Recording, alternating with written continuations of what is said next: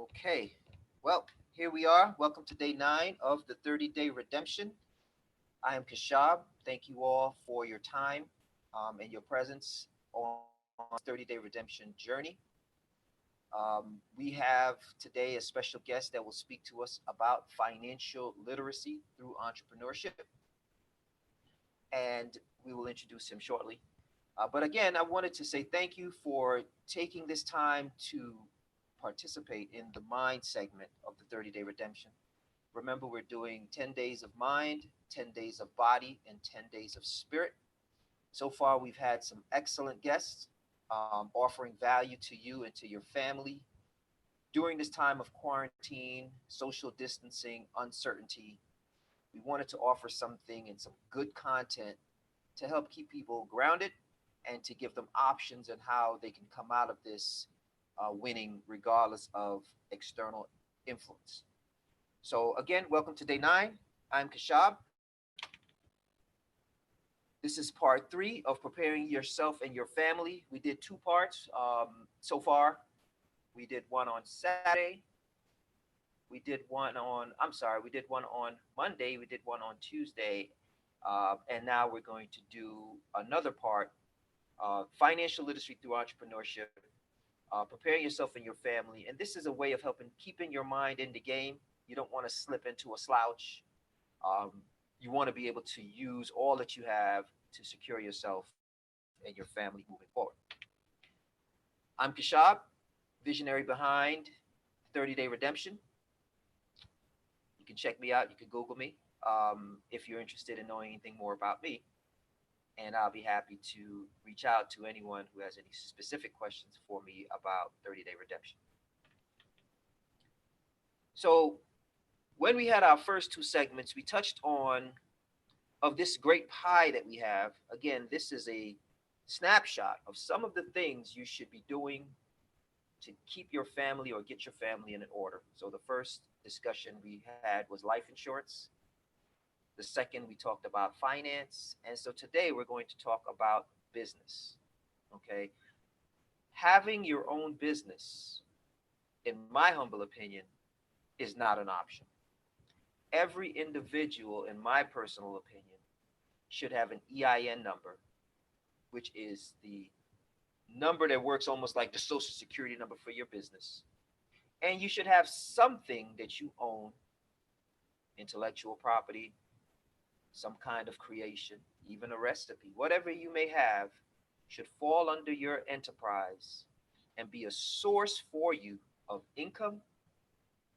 It should be a source for you of tax benefits, and it should be a source of a legacy for you and your family, something that you can transfer over and say, this entity is a family asset. So, business is also important in this basic preparation. Some people may say, I don't know anything about running a business. I'm not really a business person. Every person is a business person because every person has something to offer that can be within their business. And so, as we go and take this journey with our guest, he's going to talk about how you can have freedom through financial freedom through entrepreneurship, using that as a vehicle to make sure that regardless of what's happening on the outside, you can pretty much see the roadmap for yourself and your family to be successful, especially now. Some are working from home, if not all. Many people who never thought they can work from home are working from home remotely and doing the same things that they were doing at the office at home. Some are loving it, some are not loving it. Some people are more extrovert, some people are introverts. But nonetheless, you're able to see that using remote technology, the internet, your computer, your phone, for us, we're using the Zoom platform to be able to connect with our peers and our friends to offer value. So we know that the platform works because we're using it. What can you offer through a platform such as this or any other virtual platform? So our guest will go into that. But before he does, I just wanted to go down the list again. I know many of us can read, but I just wanted to touch on these points again. business is an important asset within your family, even if the business is taking a loss. And hopefully, our guest he can speak on that. That there is a benefit to your business taking losses. There is a benefit to you tax wise. Hopefully, he could touch on that. Jot down a little note. Maybe he could touch on that. Life insurance, we covered that extensively on Monday. Please take a look at some of the previous episodes so you can get additional information. Emotional and social support, extremely important. Have to have someone in your corner that's a voice of reason, or a system that's a voice of reason, or resources. It could be audiobooks, it could be some YouTube motivation. Keep your mind motivated and keep yourself in an uplifted spirit, because that also affects your health. If your spirit is down, if your mind is overwhelmed, if you're dealing with fears, it affects your physical health. Make sure that you have that as a standard part of your family basic preparation protocol. Legal, very important. Everyone needs paperwork. When we had our previous guest, Georgia Wright Lane, she came on and spoke about some of the things you should have in place, like a living will. You have to have these things in place so that you and your family can see worst case scenario, we have this in place. Second, health and wellness, and we'll be covering a whole body segment from the 11th onward to the 20th. We're going to have discussions on the body and do exercises and things to help keep you healthy and well. But besides the 30-day redemption program, do you have a health and wellness regimen in place within your family? Very important. Health is wealth. Transportation, very important. Consolidation, carpooling, anything besides just Uber, which is shut down right now. For those who don't have transportation, some people are stranded. Okay, have to have a transportation protocol. The elderly and the legacy of the elderly. Elderly people hold the history of your family. They hold intellectual property in those 60, 60, 70, 80, 90-year old bodies. There's a lot of equity and experience. How is that being captured? One recommendation that I made was, has anyone sat down with the elders and captured the history of your family via your smartphone and just let them tell their story and tell their wishes? Has anyone done that? We'll have that as one of our discussions when we get to spirit. Someone will come in and talk about, or have elderly talk about their side of the story, because we're not hearing from them. They have a story to tell. That should be also a basic part of your preparation, capturing that legacy. Health insurance, self explanatory. Things go down if they make COVID 19 a mandatory test. Who's going to pay for it? My understanding, it's $200 a pop. Who's going to pay for it if you don't have insurance? Say it's five people in your family. Um, and there's information out there on the web on how it can be paid for by the CDC. I don't know. Someone should be looking into that in your family. Arts and creative, how to keep yourself motivated through content, good music, great visuals. Go on Pinterest, take a journey visually, pull up some things, Google images, pull up some images. Get the content to help keep your mind in the game. And one segment, we're going to do a dream board. Maybe we could do virtual dream boards, pull in some images, maybe on Google Docs or something, to create your vision for your life. As our guest yesterday, Angel Riches, spoke about, what is it that you're creating for yourself you want to be?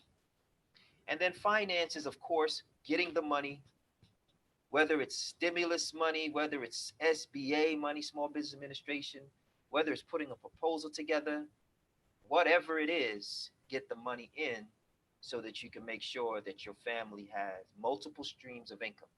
Okay?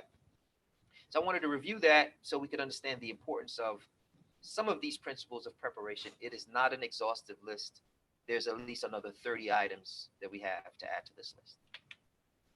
Our guest today is a friend of mine, Armand Kadima of the Levanter. He's going to touch on financial literacy through entrepreneurship. Part 3, preparing yourself and your family. So I'm going to open up the line if we can get Kadima on, and he's going to give you a presentation, and then after we'll leave some time for some Q&A and have some discussions on some of the options you may have to create another stream of income remotely while home to put your mind at ease. So welcome our guest, Armand Kadima, and he's going to take it from here. Kashab, thank you. Thank you for the eloquent introduction and sharing wisdom, understanding, and guidance. Thankful for the opportunity to be here today, to be able to share, some information, my expertise on what my career has led to and what I can definitely offer from a experience and advisory perspective to people that cross my path to help enlighten, strengthen each other. Because, one of the most important aspects of life is supporting one another as we matriculate through the journey of life. So once again, I just want to thank you for the opportunity. I want to thank you all that are on the call. I'm thankful for today. I hope everyone out there is staying safe, healthy, and, maintaining some sense of sanity in the midst of all the tribulations and challenges that we're experiencing right now. Well, I'd like to discuss financial liberation through entrepreneurship, as Kashab alluded to. We'll put together a quick presentation. This is nothing elaborate, but I wanted to at least just convey thoughts on the ideologies of entrepreneurship. The ability to have a business to sustain yourself and your family. I mean, from the beginning of time, entrepreneurship was, for me, the greatest gift the Creator could have given us. The ability to create like Him. Entrepreneurship is all about creating something that either has already been done or you're just creating it with a different flair and refining it. It's the essence of everything that we see in life, from this particular platform, Zoom, to the clothes that we're wearing, to the chairs that we're sitting in. It was all at one point in time a creation that someone created and eventually turned into a business. So entrepreneurship is the essence of who we are as human beings.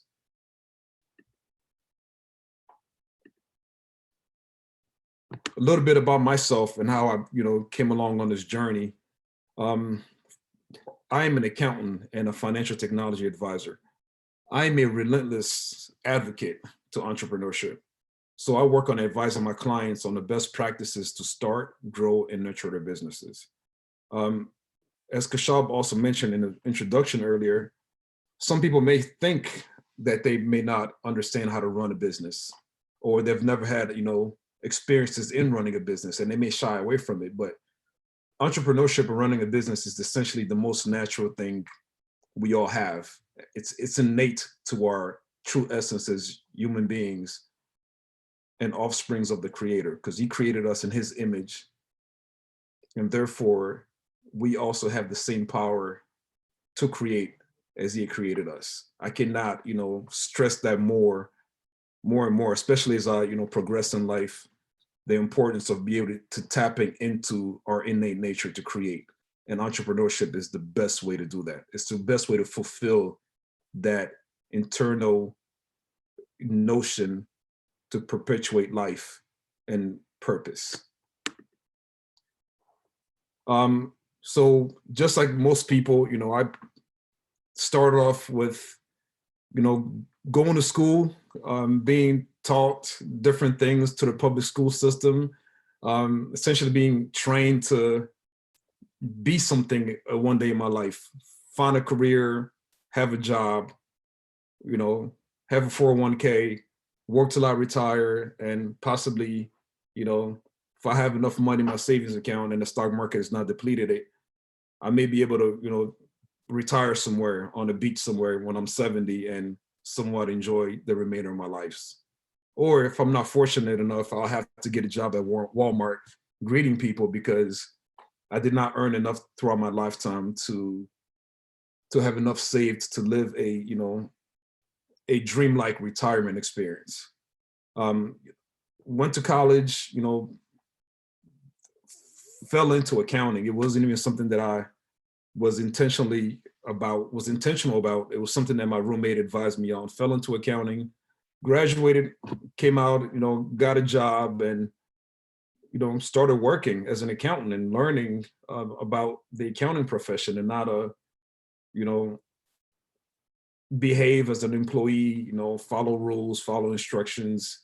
And eventually, if I, do the right things, I'll progress up the corporate ladder and eventually, make enough money to where I could retire, as I, mentioned earlier. But that plan, or that plan that was scripted for me by the system that we, operate in, didn't quite align with my spirit, with who I am. And I began encountering some challenges and some circumstances where I hit the proverbial glass ceiling. And there's certain things that I did not agree with, as far as having to go to work every day, and having to not have spent time with my family as I saw fit, and literally having to ask for permission to go use the restroom. It just did not align with my spirit, and I found myself in a place of conflict where I couldn't figure out exactly where I should fit in. So therefore, the only other option that was very evident was to figure out a way to work for myself, so I could create my own life and live life the way that I saw fit. So through that journey, I went through a lot of ups and downs and trials and tribulations, failed, miserably with my several business ventures, because I didn't quite understand, and I didn't have the proper understanding within me on the path to successful entrepreneurship.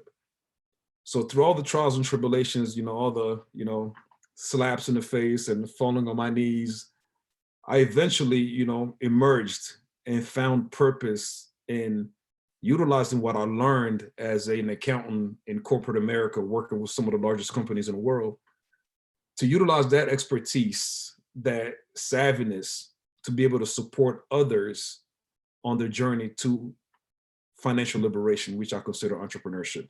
Hence where, our firm's name, the Levanter, was born. As the Levanter, as you can see with the compass on the map, it's the easterly wind that brings forth transformation, that brings forth transformation in a spiritual sense. So I felt that I wanted to have a firm that would lead forth a similar type of transformation for entrepreneurs and businesses alike, to the point where we're bringing our expertise as an accountant with over, almost 15 years of experience, bringing forth experience to be able to help transform businesses by incorporating technology and modern and future thought.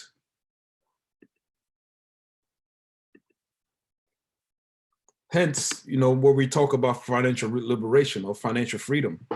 I believe that, based on how things have evolved from the beginning of time, humanity has found itself, at least the majority of humanity, the 99% that are not the controllers of the majority of the wealth, we find ourselves in a state of financial bondage, in a place where, without the ability to generate a dollar through a job, you are essentially doomed for failure, for disease, for essentially for death, unless you're able to obtain enough finances to provide a type of safe environment, a state of peace, a state of blissfulness, to be able to live a what some may consider a normal life.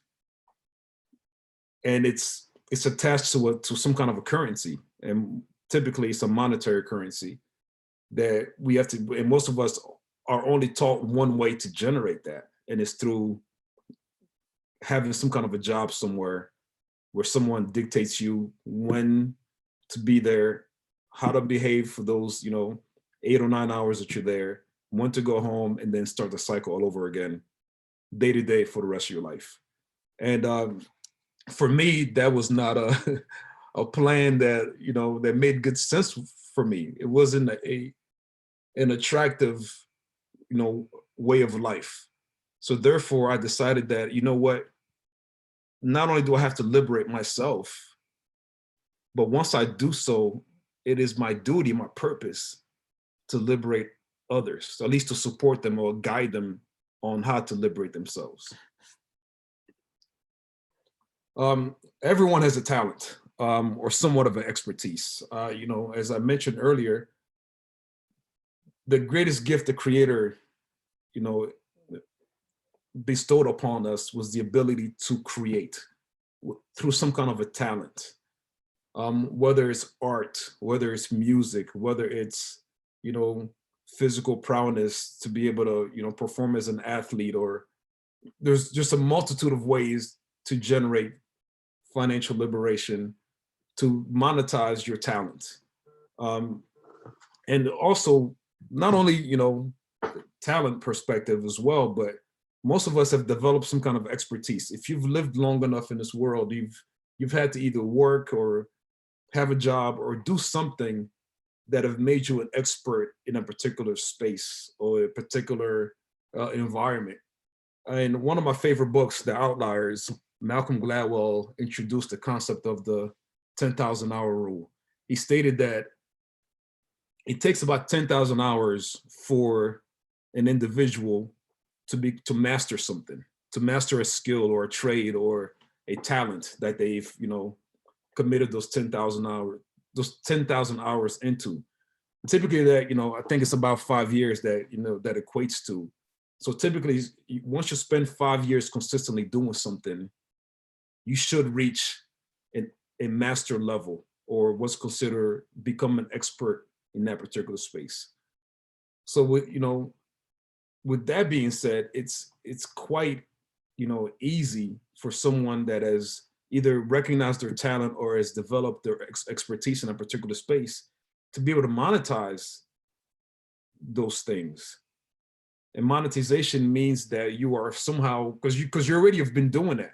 Most of us who have a job and work day to day, you are already monetizing yourself, your skill set, because someone is paying you, your employer is compensating you to perform a particular service. And when you submitted your resume or apply for that job, you had to demonstrate that you have some kind of experience or expertise or talent for that particular service that you're rendering. So you could simply do the same thing for yourself. You could essentially do the same thing for yourself and monetize your skill set, your trade, to be able to generate a livelihood for yourself on your own terms, making your own schedule. And one of the things that we also, fail to realize is that you don't necessarily have to do it by yourself.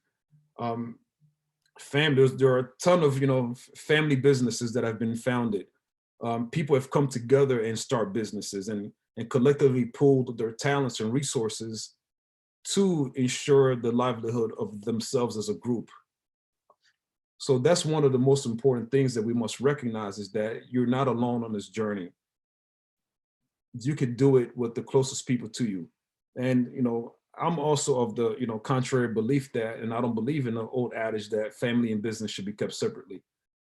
Every business is a family business, and every business is a family. So the people that you work with, that's why most people develop relationships with people that they work with at work. So the same concept, those people that you've been working with side to side these entire years are the same people that you should consider going into business with. The people that you live with and see every single day, those should be the same people that you should go into business with. Because as we find ourselves, especially now in these challenging times where we're all confined to our homes or to our specific geographical location, you're with those people that you spend the most of your time with, your family, most importantly. And what better place to be in than with a family that can sustain itself through some kind of a business or some kind of an entrepreneurial venture. To me, there's no other better way than that. You know, there's a lot of different ways, you know, to generate revenue or to ensure some kind of family livelihood for yourself. You know, you could, as you're working with these people, these core group of people that you find yourself very close to, or you know that you have a relationship with, whether or not they're your family or close friends, you know, you could invest into one another, into each other's ideas, in each other's talents, each other's creativities. You know, because one of the things about, you know, investing is that, you know, an investment is, for me, is a dedication of time, labor, monetary assets, anything that you could put forth towards the creation of something. And in this scenario, financial liberation is an investment.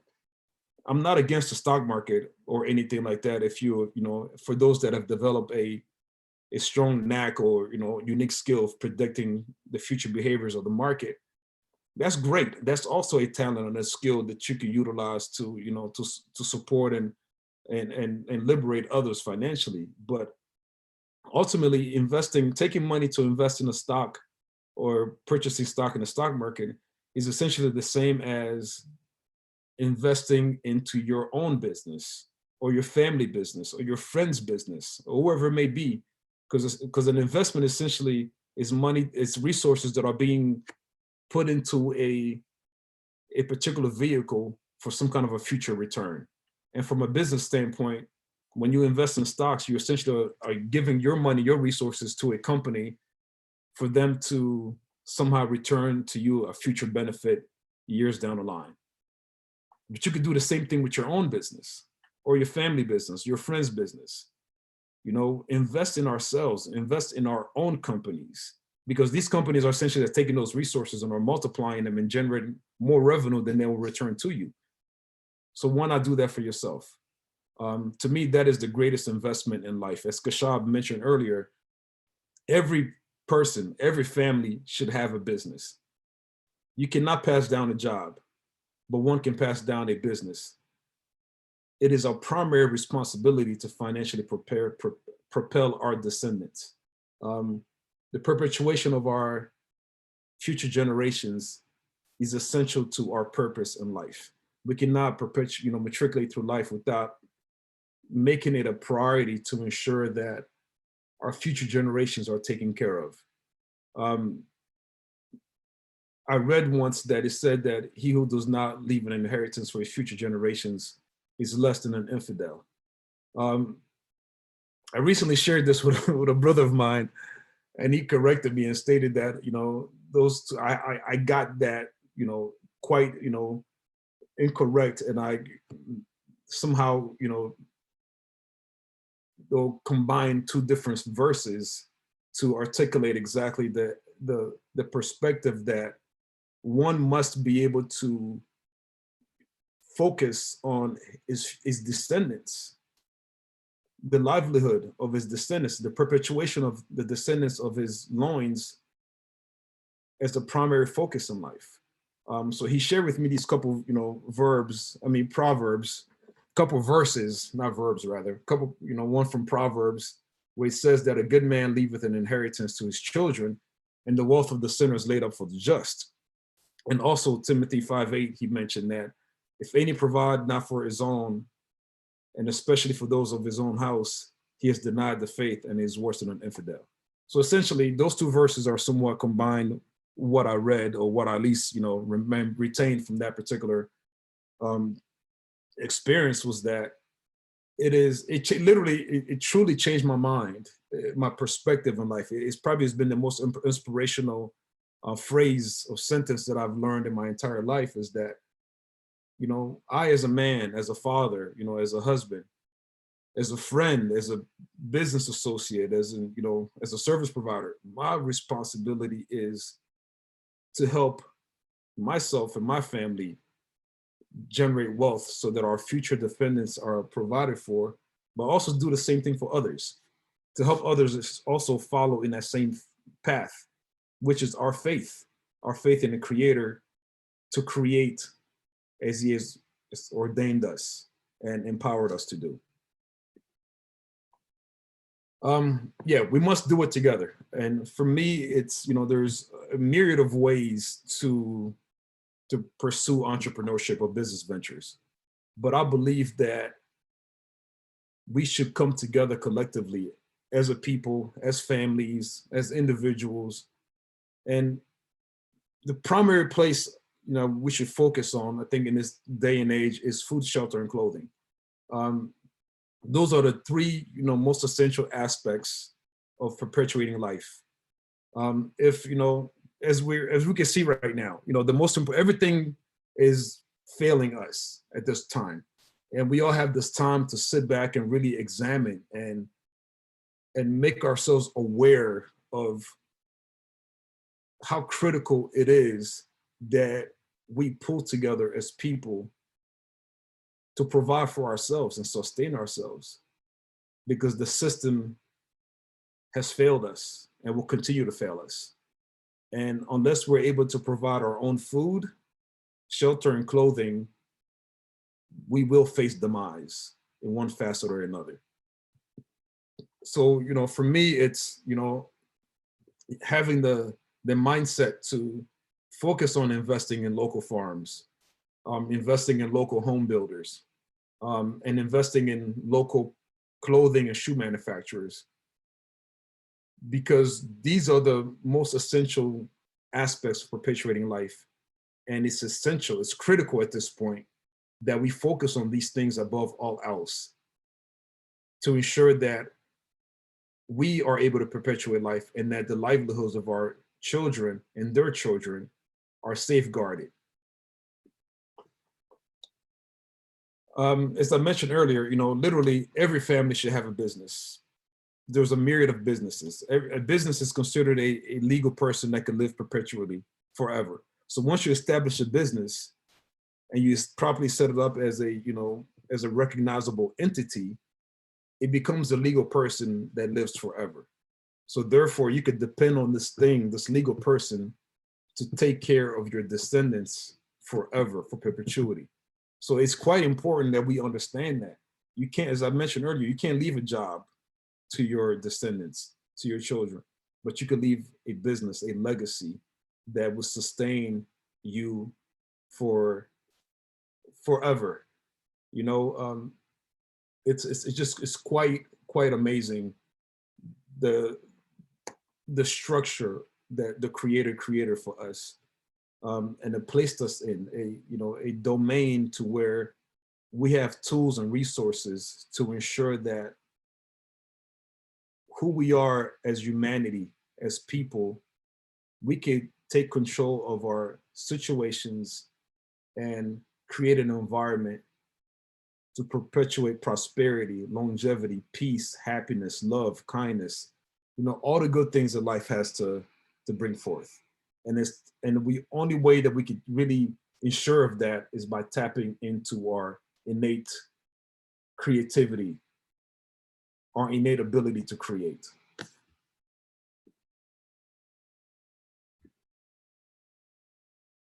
So where are we now? We're in this, time right now where there's pending calamity. Everyone is somewhat panicking and trying to figure out, okay, what's going to happen after this? What does the future look like? There's so much uncertainty now. I don't believe I've ever been in a time where I've experienced so much uncertainty in the future of civilization as a people. This situation is global. I've communicated with people all over the planet, and everyone is on lockdown. Everyone is confined to their homes across the globe. This is unprecedented. Like I said, at least for my lifetime, and I'm not sure, with others, in the past, but this is just something that has really shook me to the core, and has really given me the opportunity to sit back and analyze and realize that, what, even within all of this, uncertainties, there lays opportunities. Within every problem lays solutions. And these solutions are opportunities to change and use creativity, the spirit that's within us, to create a path forward. So there's a lot of plans and programs out there that have been, you got have hit the news. There's a lot of different stimulus packages. There's, SBA disaster loan programs, and there's one, the Paycheck Protection Program to help businesses. As you can even see, a lot of the focus of the $2 trillion that Congress passed to be able to support the economy has been allocated majority to businesses. Of course, the large businesses get a large bulk of that, but you also have, small businesses that are also would benefit from these particular programs, because they understand that they are the tools and the machines that drive the economy forward, that drive the perpetuate life and move things forward. So it's important to understand, even with the government, they understand the importance of supporting businesses, entrepreneurship, creativity.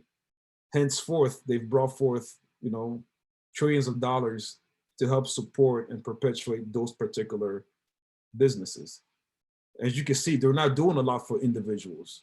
There's somewhat of a stimulus package that I think most of you are aware of that has been passed down, to where everyone gets roughly $1,200, and they may get, half of that for their dependents. But what are people going to do with $1,200? That is, for most people, that's not even enough to pay their rent or take care of for 1 month. And for most businesses, they're giving them at least 2.5 months worth of resources to sustain them over, almost a 2.5, 3 month period.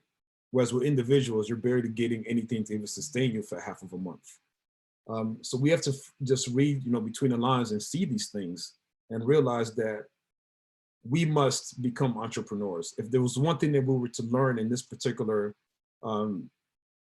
scenario and experiences that we're facing, is that we must focus on entrepreneurship. We got to keep moving forward. We got to keep going. So at this point in time, I would love to bring Kashab back on to further discuss the path forward and how we're going to proceed forward out of this calamity that we're all faced with at the present moment. Okay, excellent, Kadima. Thank you for breaking down some of the basic principles that we should all consider. I like the point that you brought out about the 10,000 hours. Very important. 10,000 hours requires, I know you mentioned about 5 years, but it also requires a dedicated time. That means that some of the television time, when you calculate 2 hours of television or 3 hours of television a day, that represents, especially if you're doing it every day, 3 hours of television a day represents 21 hours a week, which represents about, and forgive me if I'm wrong about this calculation, but when I did the calculation of 20 hours a week, it represents about 1,040 or more hours a year on television. And in our first conversation, we talked about visuals versus vision. And we talked about how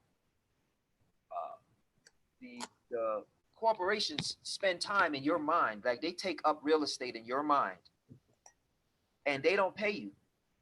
So that 10,000, that 1,000 plus hours a year that is spent on television cost you whatever you didn't make. So I wanted to talk about how to utilize our time, and also, to build on what you're saying, find out what you can offer based upon your professional training, based on the job that you have done. Sidebar, there's people working in businesses, corporations, government agencies, and have no clue beyond their job how the organization functions. Right. meaning that you are a screw or a widget or a gear within this machine and have no idea what the machine is doing. So how can you effectively learn the profession that you're working in so that you can package that and go into the other part of our discussion and remotely offer something? So what I like to do, Kadima, um, I would like to, before we even open up Q&A, because I'm sure people have questions, and we'll do that probably within 5 minutes, is talk about the top 4 to 8 businesses that people can do remotely now or even after COVID-19, if there is an after COVID-19. But we're being optimistic that there will be an after. What type of business can you do remotely in order for you to sustain your family? So let's talk about that a little bit. Maybe you have 4 off the top. Yeah, I mean, that's a great point. I mean, there's, if we look at just the marketplace and what things are occurring currently, Amazon is still thriving. I mean, my family now is still ordering food off of Amazon, ordering certain things, and it's coming to our doorsteps. So, number one, above all else, is e-commerce. The ability to sell some kind of a product that people need. I talked about those 3 things: food, shelter, and clothing. Food, if you're able to prepare some kind of food that's non-perishable that you can ship to people around the world, I mean, your business will be booming right now.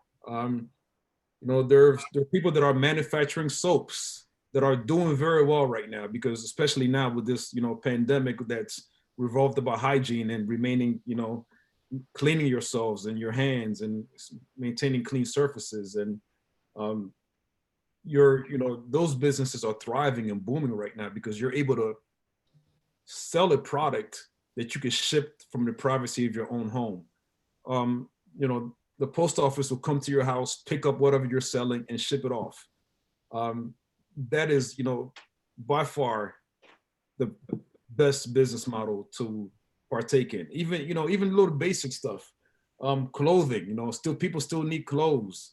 Are always going to need clothing. E-commerce is by far, as I mentioned, the number one. The other option as well is consulting.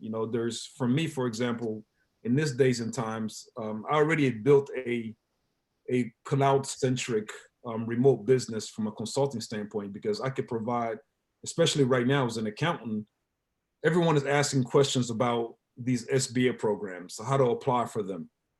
And the SBA, and the government are going to require that businesses provide their tax returns, that they provide their financial statements, that they answer these, elaborate business-related questions that most average people, entrepreneurs, don't quite, understand how to fully, answer or address. So for us, we're able to still provide advisory through the mediums of Zoom or phone calls, and be able to advise people. So any type of consulting advisory, attorneys can still provide legal advice.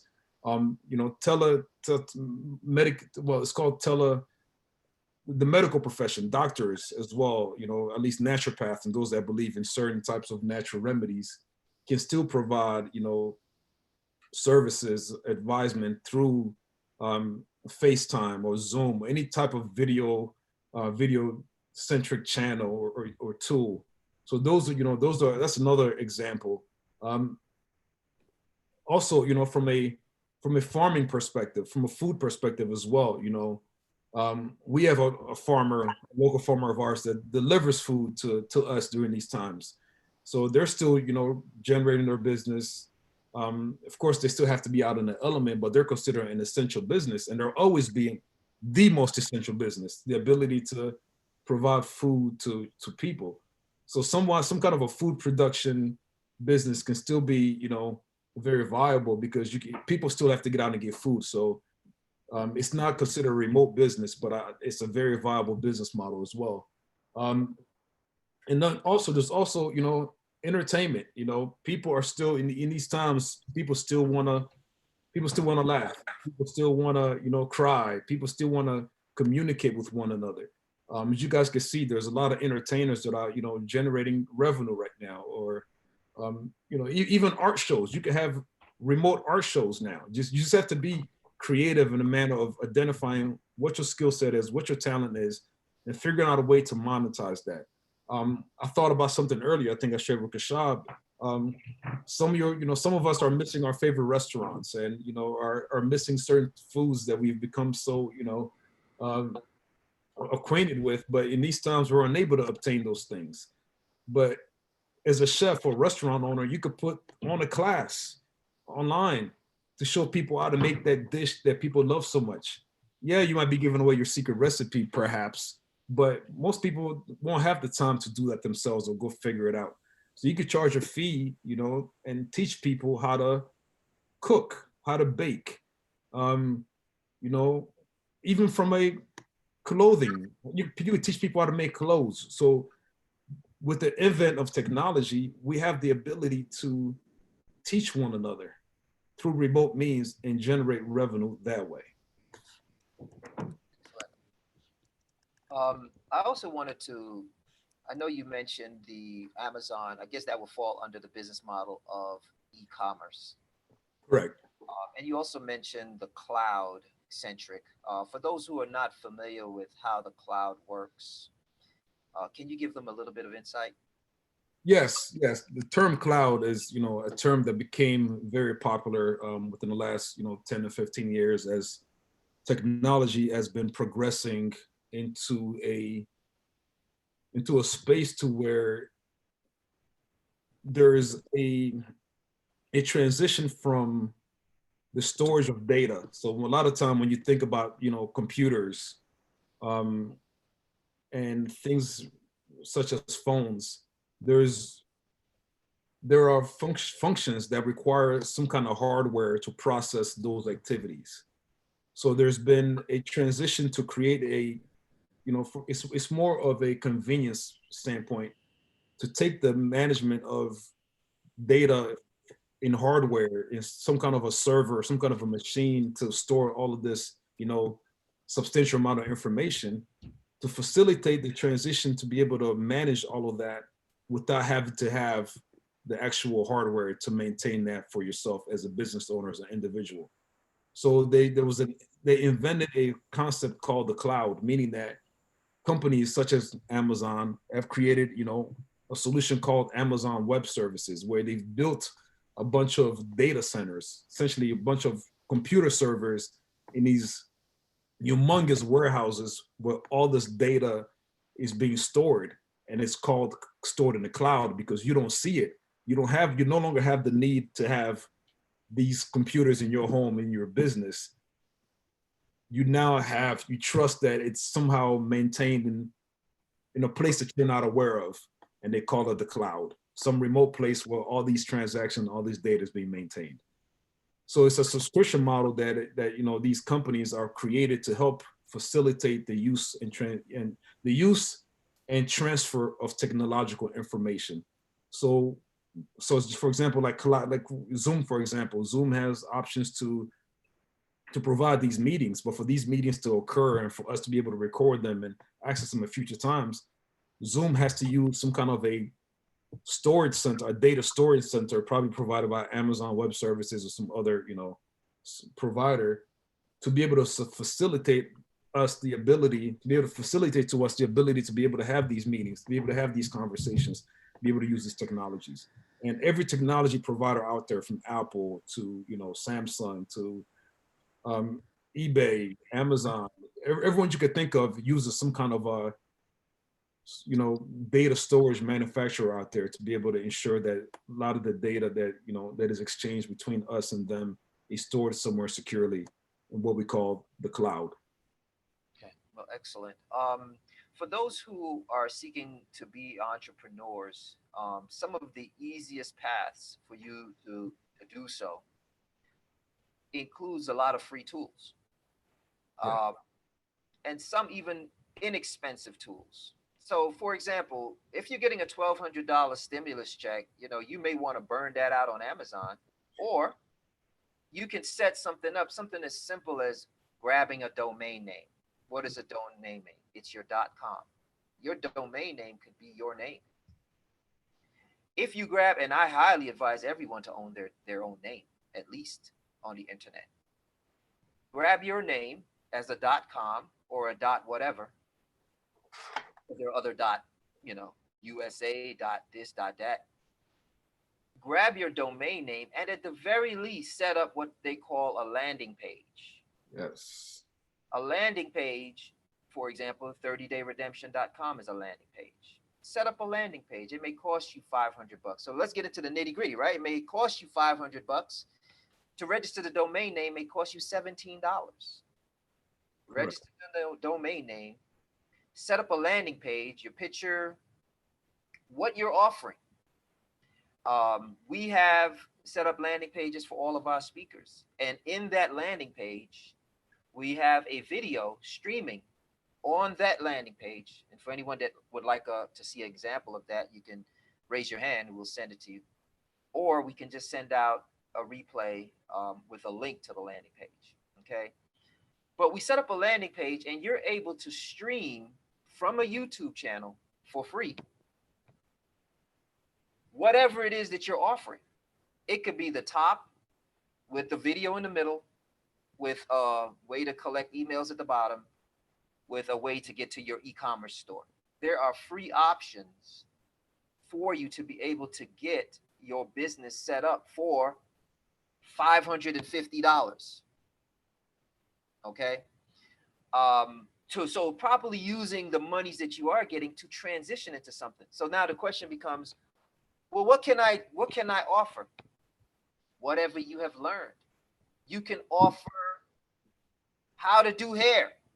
Yes. You could offer, because now we get into the educational piece. Correct. You can offer something. So this is the output. You can offer from you something that you know how to do very well. Everybody knows how to do something. Even if you're good at telling stories. I know some people that are so good at telling stories. I'm like, you should really tell stories. Charlie Wilson, what is this? Charlie Murphy. Yes. Eddie Murphy's brother, you know, rest in peace. But he told some good stories to where his stories became just as funny as David Chappelle's show. And it became a segment because he tells such good stories. Some people you mentioned earlier about doing business with family. Yes. Underneath your family, and this is a big passion of mine. I believe that every family should not only have a business, but every family should also have an estate. Yes. Underneath your estate should be all the members of your family. So if you have an estate and you have 4 children, what can your children do? What can your children offer to this platform to stream? You would be surprised how many people will watch you and your family. Today we call it reality shows. Exactly. And how do you make money? So I wanted to go into a little bit about, because you know we touched on it vaguely. The next minute, and then we'll open up the channels for calls. What does the monetization process look like? So we talked about free tools. You register, $17. There's free tools such as Box.com. They have a free version. You could even have a free fan page on Facebook, and it has all of the monetization tools. So can you maybe take a minute, Kadima, and speak on what does the monetization, how do we take it from the idea to making money from the idea? That's a very, very good point. The same way that Facebook does. Ultimately, you know, what Facebook is is known for, or, you know, what people consider was very ingenious of them is that they drove people to Facebook, millions of people, to log into their platform and provide every facet of their lives. From who their friends are, from where they went to school. Literally, we go on Facebook and provide them with everything that we have. And they turn around and take that information and sell it to other providers who market to us their products, advertising. And they're generating billions and billions of dollars off of just our basic information. So we simply have to replicate that same model. Stay away from Facebook, as much as possible. Create your own domain, as Kashad mentioned, your own landing page, and start driving traffic to your page. People that follow you, your friends or family. I mean, some people have, I've seen it. Everyone on Facebook has 5,000 followers, whether real or not, but most people have that. Imagine if these people came to your website consistently to connect with you. That's $5,000. That's 5,000 people that you're driving to your site that you can now market your products to, whatever it is that you're doing. Whether it's a, like I said, it's a subscription to teach them how to knit a sweater or how to, you know, grow food in their backyard, whatever it is, and you could charge, you know, a subscription fee, $5 a month. You take that, you multiply it by 5,000 people, you know, you guys do the math. That's a lot of money. A lot of people can sustain and survive off of that.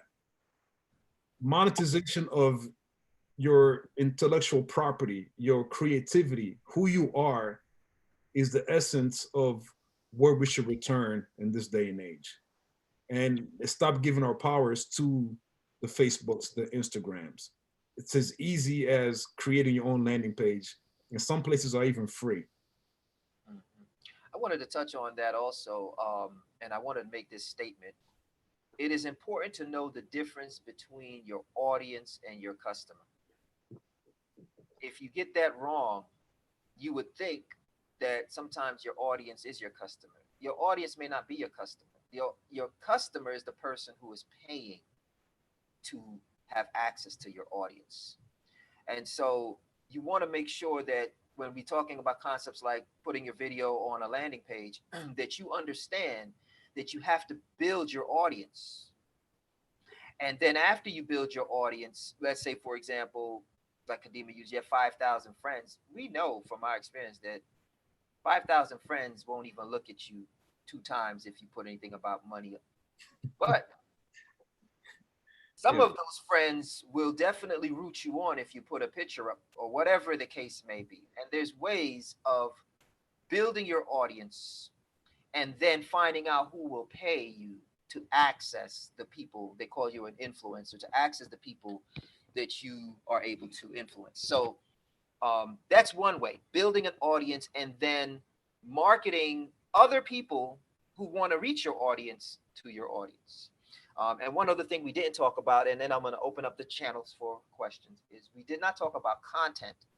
So you streaming on your platform is one content, one way of putting content out there, your video. Uh, but some of you have stories in you, Yes. you have scripts in you, you have books in you. There's ways, there's a software called Dragon. They may even be virtual in the cloud now where you can just speak to it and it'll type out your information. There's something called crowdsourcing where you can put out your information uh, that's roughly done and have someone go through and edit it and make sense of it. Okay. So there's a lot of tools out there that are available, but you just have to become knowledgeable about it so you can set yourself up with your business. It could be virtual, get a domain name. It could be on Facebook. You can set up a fan page. It can be partnering with someone to be able to package, or someone could market the stuff that you make. Like if you're making products in your kitchen, someone can market and just you provide. They call it drop shipment. You know, you could drop ship um, your product through someone else's brand. You make it, they label it, they have an audience, sell it. I'll make 1,000 of these things in a jar. You want to put your name on it? You got people that want to buy from you? No problem. Okay. I'll sell it to you for $5 a jar. You sell it for $10 a jar. I make $5,000 a pop. But you have to let people know what you're doing. If people don't know what you're doing, then people can't support it. Okay. 30-day redemption, I could have talked myself out of it based on past experience of a lack of cooperation or support. I could be like, man, people don't want to hear anything. Went forward with it anyway. Yes. We set it up in 7 days, 5 days. We set it up and put it out there, and people are able to benefit from it even after we finish speaking. The content is there. Okay, so I'm going to stop there. Kadima, did you want to say something before I bring No, in? no, I'm good. I just want to thank you for your time and the opportunity to be here. Thank you. And we're not going to go yet. I'm going to open up the lines. If anyone has any questions, please ask it now. We're going to probably go maybe 5 or 10 minutes over. If anyone has any questions for Kadima or for myself, uh, please feel free to raise your hand or unmute your mic and go ahead and ask the question so we can do our best to answer. Kashaba did want to say one thing. This is Rafaela. Okay. One of the things that I wanted to mention, I know all those things that we're talking about was amazing, and I think those are a lot of the steps. Sometimes, although we have all that information, we might not know how to get started. I think a lot of us get stuck on that. Like we have a lot of information, but how do I get started? How do I go from point A to point B? You know, how do I choose a domain name? You know, what do I go to get a website done? Those things. And if those of you that are really interested in, like, you know, these is all great ideas. I want to get started. I have this great idea that I've been thinking about. They can actually get in touch with me because I do have a program. It's an 8-week course that can help you start from point A to point B. You know, from beginning to end. You can actually have a business within a week if you have all your information. If you know what you want to do. So for those of you that might be interested in actually, you know, this is a good time. I'm at home. I want to get this started. I have the cash in hand. I want to invest in myself. They can actually get in touch with me to get that started for those who are interested. And I can put my information on the chat. Okay, excellent. Good to know. Yeah, put that information in. And if anyone is interested, you know, give Rafaela a call and she'll see what she can do to assist you. Thank you for that information. Does anyone else have any questions for Kadima or for myself? You could unmute your mic or raise your hand. Okay. Well, it's either you were very thorough or people are still wheels are still turning.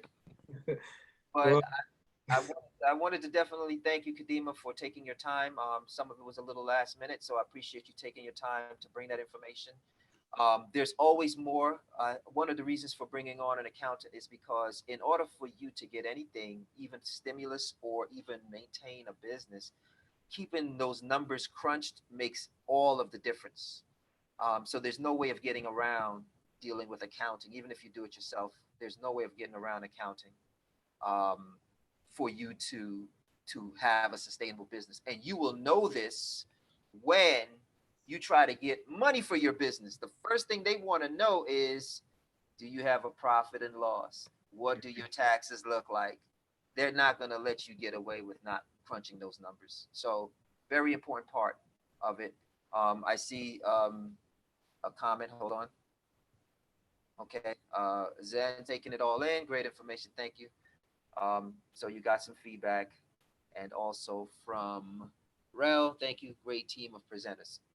Wonderful. So, any closing statements, Kadima? no, I'm good. I'm just thankful for the opportunity. And like I said, everyone, I think you're going to post the information. Everyone wants to follow us. You can reach us at the levanter.com. So it's THELEVANTER.com. Go there. If you have some questions, you know, would like a free consultation to just learn about how you could, you know, matriculate on your path to entrepreneurship. Feel free to reach out to us. And until next time, you know, take care of yourselves, stay well, stay vigilant. We shall overcome. Amen. And I'll share Kadima's information on the screen if anyone missed it, or if you look at the rebroadcast. That's his information. Armand Kadima, the Levanter, LEVANTER.com. Check him out, and any questions, shoot him an email. Thank you again, Kadima. Thank you, Rafaela, and we will see you all tomorrow for the final Mind segment, day 10. All right. Take care, everyone.